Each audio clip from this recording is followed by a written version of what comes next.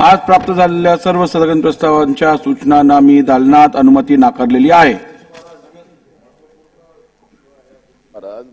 मुंबई मधला जयभीम नगर हिरानंदानी पवई येथील अंदाजे 650 मागासवर्गीय परिवारांना बेघर केल्याबाबतचा अध्यक्ष महाराज अजूनही ते पाऊस चालू आहे आणि हे सगळे मागासवर्गीय लोक त्या ठिकाणी उघड्यावर आहे।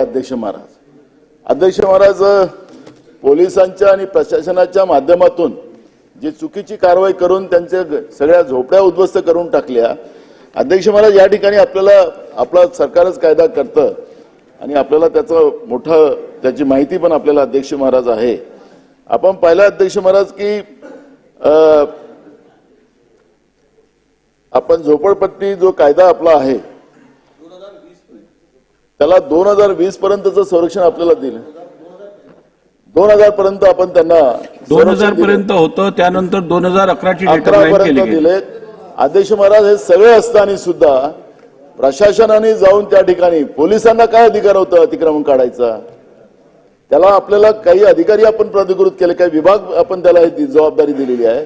पण अध्यक्ष महाराज ज्या पद्धतीने या मागासवर्गीयांवर लाठीचार्ज झाला, गरोदर महिलांना उडवून मारलं गेलं, लहान लहान पोरांना त्या ठिकाणी उडवून मारलं गेलं होतं। अध्यक्ष महाराज हे आखरी याला जबाबदार कोण आहे? सरकार त्याला हिरानंदानीला पाठीशी घालताय का? बिल्डरांचं सरकार आहे का? मागासवर्गीय लोकांना जगण्याचा राहण्याचा अधिकार नाहीये का या मुंबई शहरामध्ये?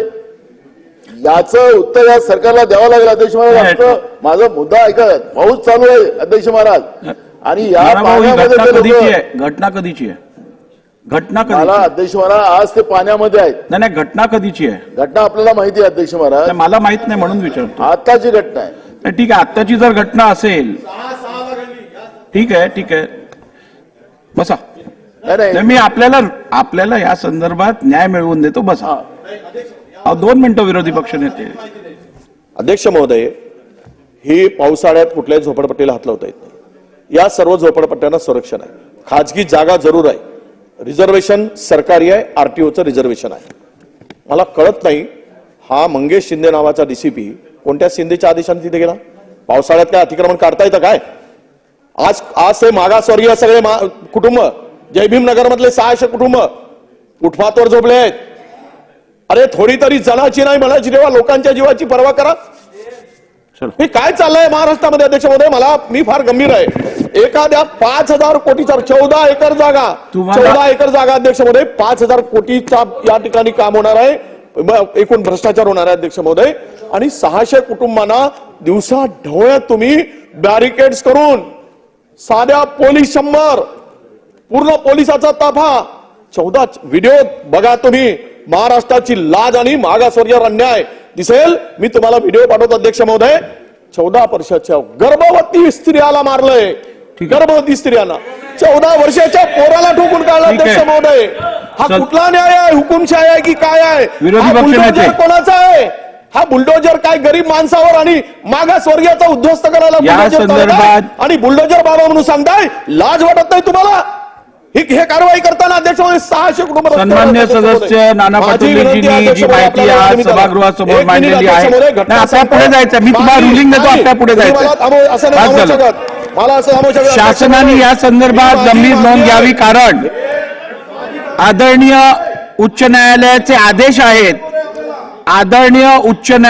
आदेश आहेत की आपल्याला 1 जून पासून 30 सप्टेंबर पर्यंत पावसाळ्याच्या काळात कुठचंही निष्कासन करता येत नाही।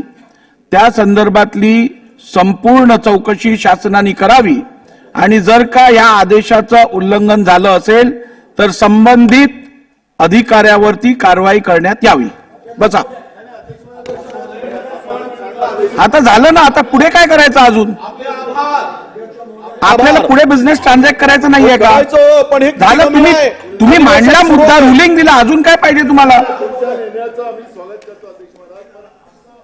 एका प्रश्नाचं उत्तर आम्हाला मिळालं नाही अध्यक्ष महाराज, म्हणून मी त्याच्यात बोलतोय। जे लोक या ठिकाणी त्यांना उद्ध्वस्त केलं, जे कुटुंब 650, यांचं राहण्याचा निवाऱ्याची व्यवस्था सरकार काय करणार आहे? तुम्ही त्या अधिकाऱ्यांना काय फासावर चढवा, पण आता त्या नानाभाऊ ते सरकारला आम्हाला मुंबईत जेवढे बेघर आहेत त्यांच्यासाठी मुंबई महानगरपालिकेतर्फे बेघर शेल्टर्स बांधण्यात आलेले आहेत. त्या शेल्टर्समध्ये या लोकांची सोय होऊ शकते. संबंधित वॉर्ड ऑफिसरनी या संदर्भात सोय करण्यात यावी अशी शासनाने नोंद घेऊन कारवाई करावी. आता बास झाला, आता पुढे जाऊ. चला पुढे घ्या.